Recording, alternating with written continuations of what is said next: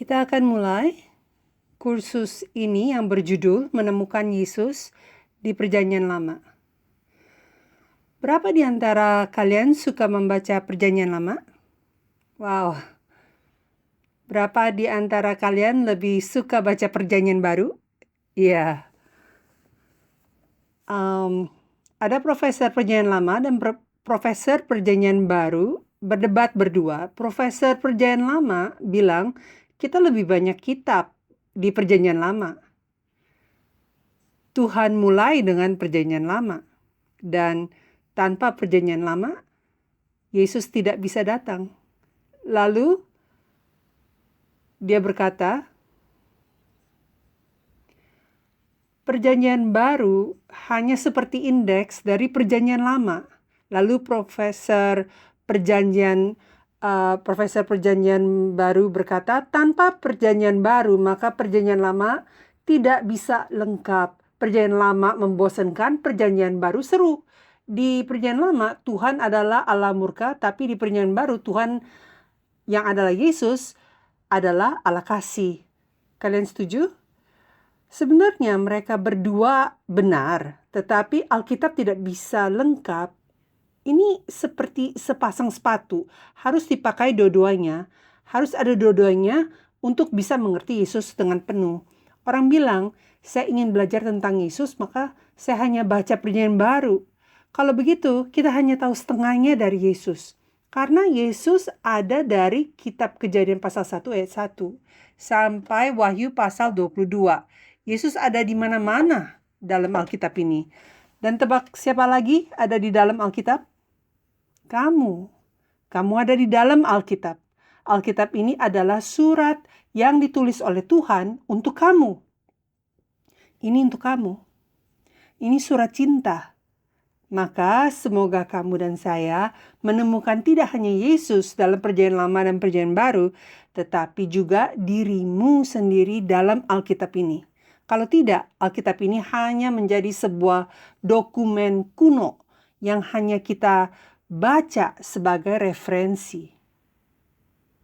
Tapi saat kita menemukan Yesus dan diri kita sendiri dalam ini, maka buku ini menjadi kitab kehidupan yang hidup. Amin. Maka mari kita mulai. Saya harus ucapkan itu semua karena judulnya sangat membosankan.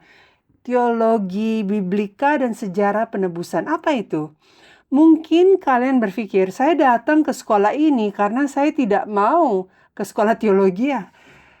Tapi di sini kita sedang belajar teologi juga. Tapi saya janjikan ini tidak seburuk itu. Kalau buruk pun hanya di jam pertama, oke? Maka doakan ya.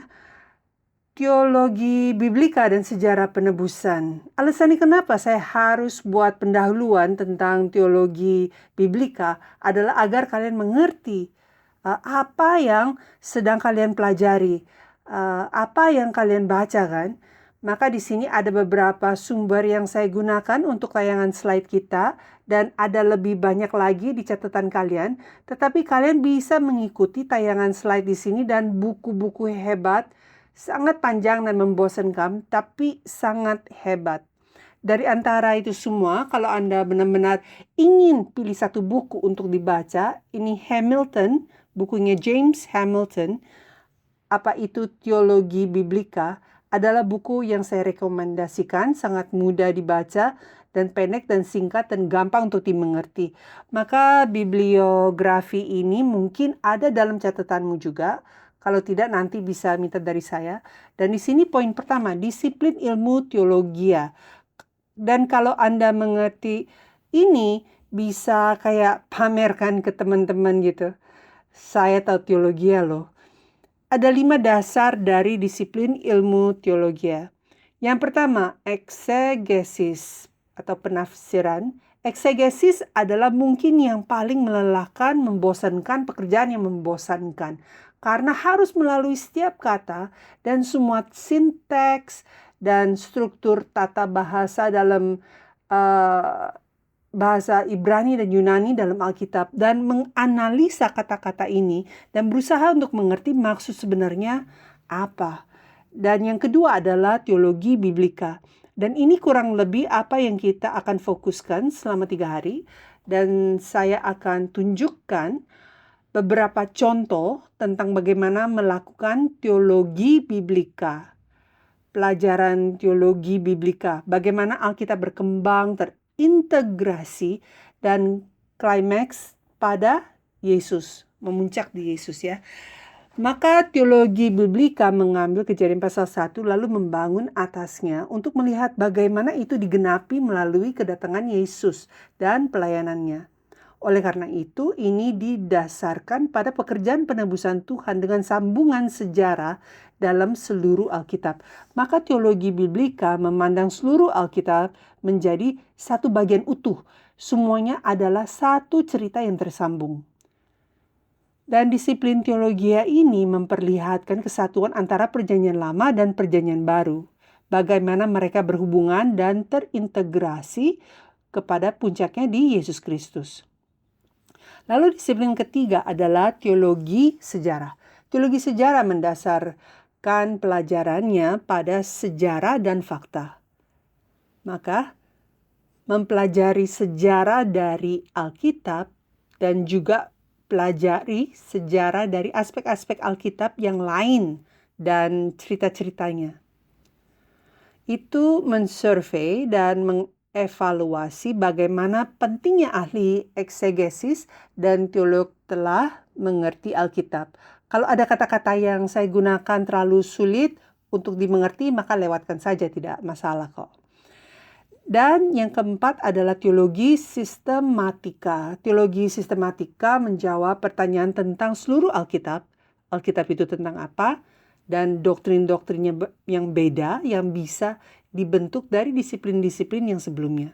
Maka eksegesis, teologi biblika, teologi sejarah, kita belajar aspek-aspek yang berbeda dari Alkitab dan kita sambungkan semuanya dan bertanya, siapa Yesus? Maka, apa itu penyelamatan? Jadi, apa atribut-atribut Allah? Jadi, ini tidak setara dengan sastra atau sejarah. Ini kombinasi dari seluruh pengertian Alkitab dan disimpulkan menjadi definisi pada dasarnya, dan itu disebut doktrin penyelamatan, doktrin Allah, doktrin Kristus, kristologi, dan lain-lain. Maka ini sangat penting di gereja, di teologia. Tetapi menurut saya menghormati ahli teolog sistematika karena dia harus mengerti semuanya, sungguh-sungguh mengerti, memiliki pemahaman secara menyeluruh dan tidak bertentangan dengan dirinya sendiri. Dan akhirnya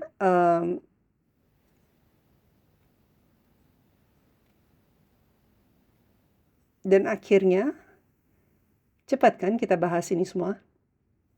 5 disiplin, eksegesis, lalu apa?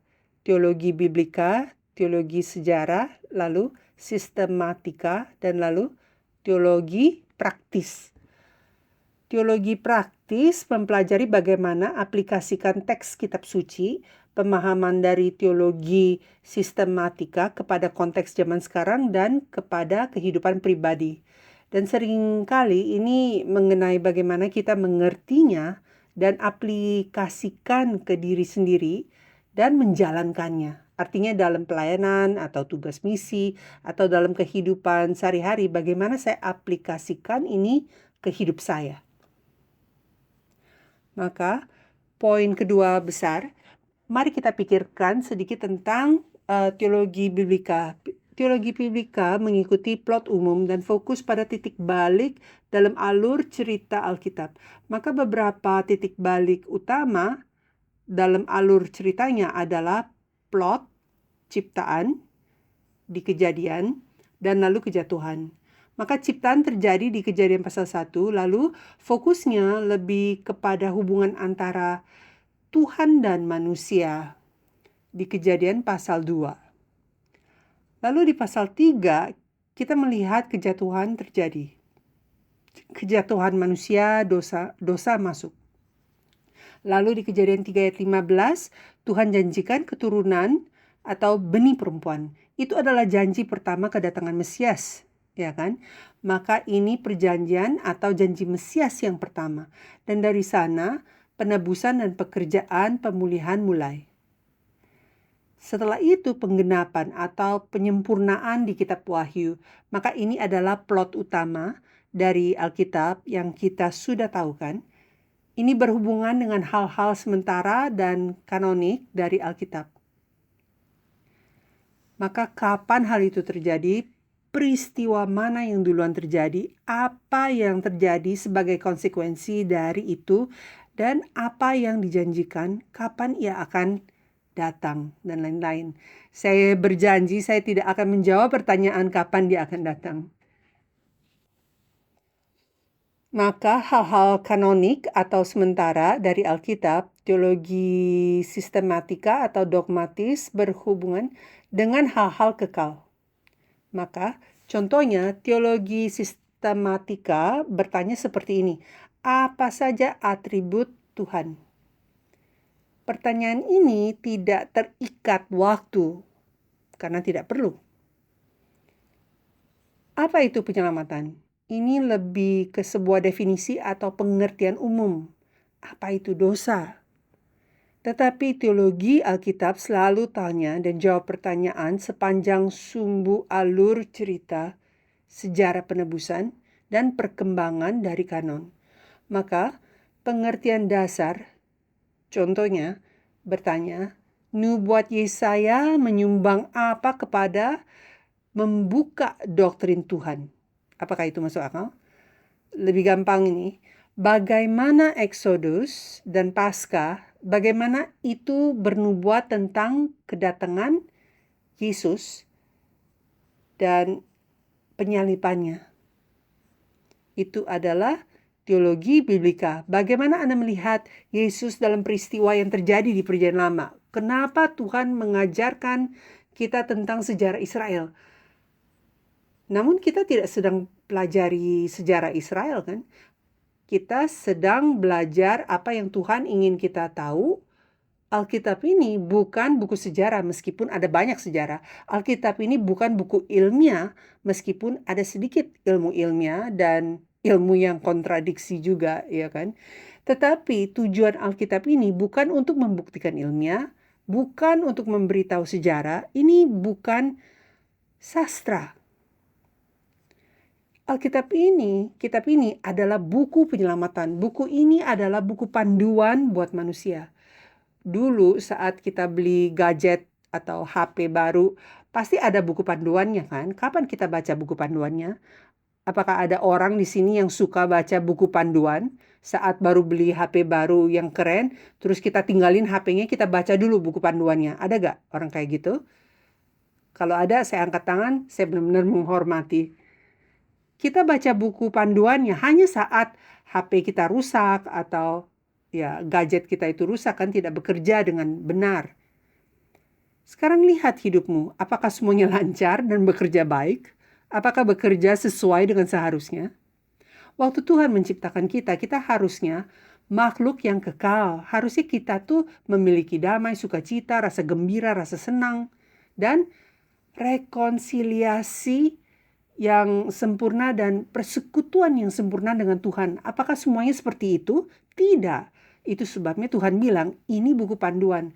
Sesuatu rusak, sesuatu tidak benar. Alkitab ini tujuannya adalah untuk kita ditebus dan dipulihkan. Dan kunci pada pemulihan dan penebusan itu adalah Yesus Kristus. Itu sebabnya Yohanes pasal 5 ayat 39, Yesus berkata bahwa seluruh Alkitab, di zaman Yesus mereka belum ada perjanjian baru kan. Saat Yesus bicara mengenai kitab suci, dia sedang bicara tentang kitab perjanjian lama. Dikatakan seluruh Alkitab memberi kesaksian tentang aku.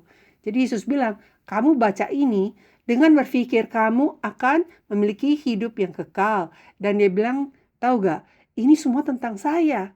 Maka teologi biblika sedang lakukan ini sedang berusaha melihat bagaimana Perjanjian Lama dan Perjanjian Baru tersambung, apa yang Tuhan sebenarnya ingin kita baca di saat Dia menceritakan tentang Exodus, di saat Dia membuat kita ngantuk dengan kitab Imamat, apa maksud sebenarnya tentang semua hukum memberi korban persembahan dan hukum mengenai hari-hari raya atau sesuatu upacara, apa artinya itu semua? Apakah ini semua menunjuk kepada cara Yesus akan mati? Iya, benar. Maka pertanyaan seperti inilah yang teologi Biblika sedang menanyakan, dan juga untuk mencari tujuan penebusan atau kepentingan Mesias dalam semua ayat-ayat di Alkitab Perjanjian Lama dan Perjanjian Baru. Teologi Biblika langsung mengungkap masalah buta huruf Alkitabiah besar-besaran yang saat ini dialami banyak di jemaat kita. Apa artinya? Ini topik yang lumayan berat dan mungkin saya akan kena masalah gara-gara ini. Tetapi alasannya kenapa Martin Luther atau John Calvin Zwingli, para reformis gereja Protestan ini, alasannya kenapa mereka melawan dan berseru adalah karena jemaat tidak membaca Alkitab di zaman itu, dan mereka tidak memahami apa yang Tuhan sebenarnya ucapkan. Mereka bergantung pada pemimpin gereja untuk kasih tahu mereka atau didikte gitu. Ini yang dikatakan Alkitab. Tapi sering sekali mereka salah. Tahu kenapa mereka tidak baca Alkitab di zaman itu? Karena mereka tidak memiliki Alkitab. Alkitab belum diterjemahkan dan dicetak dalam bahasa sehari-hari. Itu sebabnya Martin Luther, salah satu hal yang pertama dia lakukan adalah menerjemahkan Alkitab dari bahasa Latin ke bahasa Jerman. Itu bahasa sehari-hari mereka di zaman itu, di daerah dia. Kalau sekarang, apa alasannya? Apakah jemaat baca Alkitab?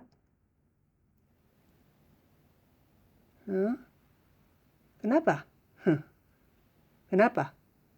Apakah mereka tidak memiliki Alkitab? Zaman sekarang, Alkitab sudah tidak dicetak lagi. Terima kasih kepada ini. Setiap orang yang memiliki HP bisa memiliki Alkitab sekarang. Masalahnya, apakah mereka membacanya? Itu masalahnya. Voltaire, seorang filsafat Prancis yang menolak keberadaan Tuhan, berkata bahwa Alkitab akan tidak dicetak lagi dan akan punah.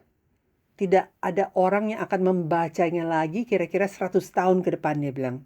Lalu dia mati, Alkitab tetap saja lanjut. Dan tebak apa yang terjadi kepada rumah tinggal dia? Rumah dia berubah menjadi tempat cetak Alkitab. Tapi sekarang aku dengar di Korea, ada toko buku Kristen yang tutup karena orang sudah tidak lagi beli buku-buku Kristen. Dan toko itu menjadi, seharusnya saya tidak menyebutnya, tetapi menjadi toko untuk agama lain. Maka sekarang kita sedang hidup dalam zaman di mana lebih banyak orang yang buta huruf Alkitabiah. Dan aku tidak sedang bicara mengenai seluruh dunia, aku sedang bicara tentang orang-orang yang di dalam gereja. Maka saya tidak terlalu menyalahkan mereka karena kita juga tahu bahwa Alkitab ada kecenderungan untuk membuat kita tidur nyenyak, membuat kita ngantuk kan. Alkitab itu sulit untuk dimengerti, tidak seru seperti baca komik manga atau sastra lain yang menarik. Tahu tidak kenapa? Nomor satu adalah karena mereka tidak mengertinya. Maka kita di sini berharap dan kesini sana mengajar dengan harapan bahwa Alkitab ini bisa menjadi seru untuk jemaat Tuhan. Alasan lain, tahu gak kenapa Alkitab itu membuat kita ngantuk? Karena kita membacanya saat jam-jam ngantuk. Di siang hari kita lakukan segala hal, dan biasanya kita baca Alkitab jam berapa? Biasa orang bacanya sebelum tidur. Itu sebabnya kita rasa ngantuk. Bagaimanapun, apakah saya masih ada waktu? Saya harus selesai kapan? 15 menit lagi. Oke, jangan khawatir. Saya di sini 3 hari, maka kalau hari ini nggak selesai, nanti juga bisa diselesaikan. Zaman kita sekarang sering selalu cari cara hidup yang cepat dan gampang. Kehidupan seorang Kristen, cara gampang untuk hidup sebagai orang Kristen dengan aplikasi cara mentalitas makanan cepat saji atau seperti McDonald drive-thru. Tetapi Hosea pasal 4 ayat 6 mengatakan, umatku binasa karena tidak mengenal Allah, karena engkaulah yang menolak pengenalan itu, maka aku menolak engkau menjadi imamku, dan karena engkau melupakan pengajaran Allahmu, maka aku juga akan melupakan anak-anakmu. Saya ingin kita baca satu ayat lagi di Hosea. Hosea pasal 6 ayat 1-2. Mari kita akan berbalik kepada Tuhan, sebab dialah yang telah menerkam dan yang akan menyembuhkan kita, yang telah memukul dan yang akan membalut kita. Ia akan menghidupkan kita sesudah 2 hari, pada hari yang ketiga ia akan membangkitkan kita dan kita akan hidup di hadapannya. Lalu ayat 6, sebab aku menyukai kasih setia. Orang-orang sedang dalam kesusahan dan pencobaan. Dan mereka bilang Tuhan telah menerkam kita, dan saya rasa ini mirip dengan doa kita di masa pandemi ini. Dia telah menerkam kita, tetapi dia akan menyembuhkan kita. Amin. Yang telah memukul dan yang akan membalut kita. Ayat 6 ini jawaban Tuhan. Sebab aku menyukai kasih setia dan bukan korban sembelihan, dan menyukai pengenalan akan Allah lebih daripada korban-korban bakaran. Jadi Tuhan sedang berkata, kalian semua terus-menerus kasih korban persembahan, tapi itu semua hanya formalitas karena syarat dan diwajibkan. Tapi saya ingin hati kalian, saya ingin kamu mengenal saya. Dan itu yang kita berusaha untuk promosikan di zaman kita, di gereja-gereja kita. Maka apa pengertian dasar dari teologi biblika? Teologi biblika bisa dilakukan atas dasar beberapa pengertian-pengertian dasar tentang Alkitab. Dua hal yang penting.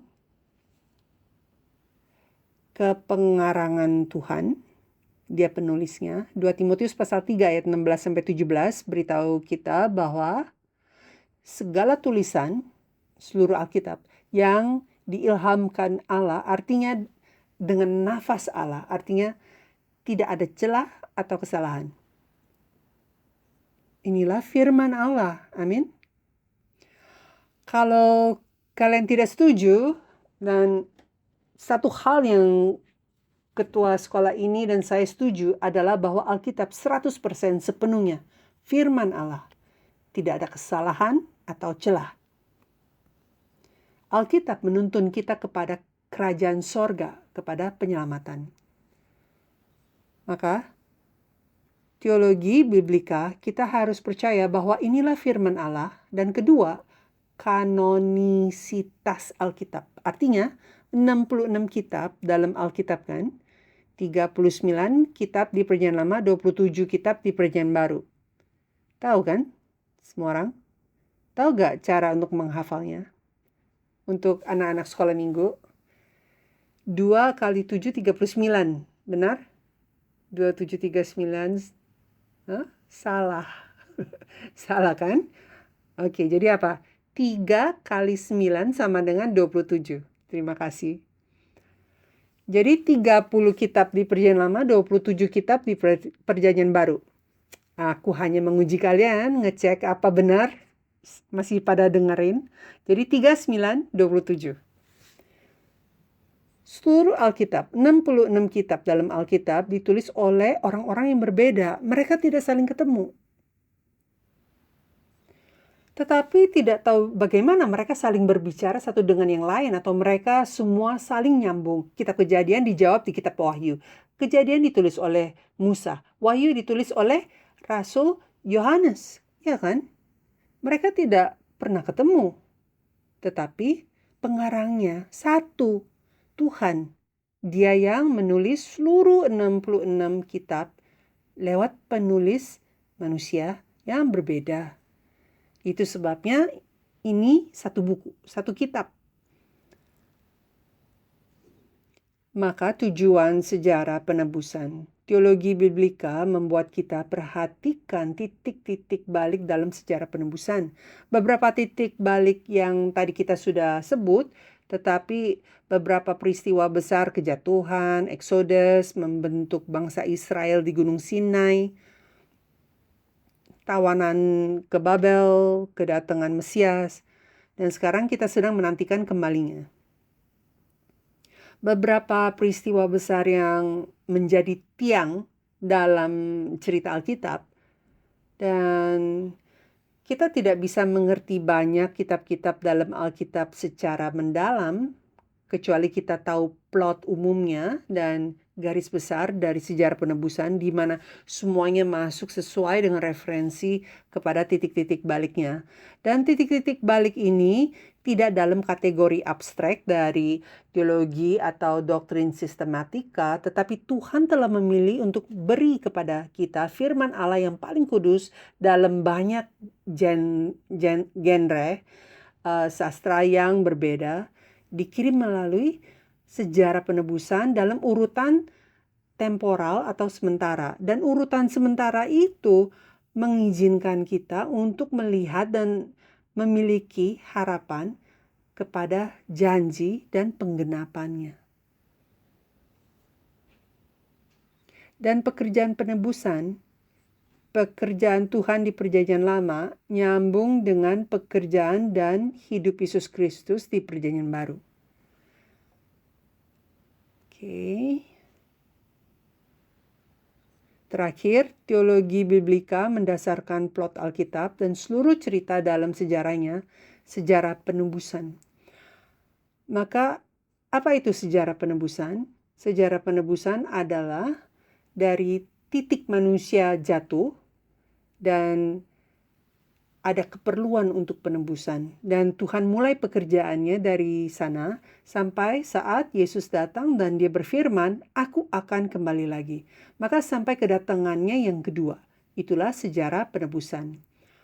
Orang mungkin berdebat mengenai hal ini, tetapi saya percaya sejarah manusia ada dalam sejarah penebusan dan bukan sebaliknya. Sejarah manusia ada dalam sejarah penebusan. Oke. Maka peristiwa-peristiwa utama dalam sejarah penebusan adalah sejarah dari hubungan antara Tuhan dan umatnya.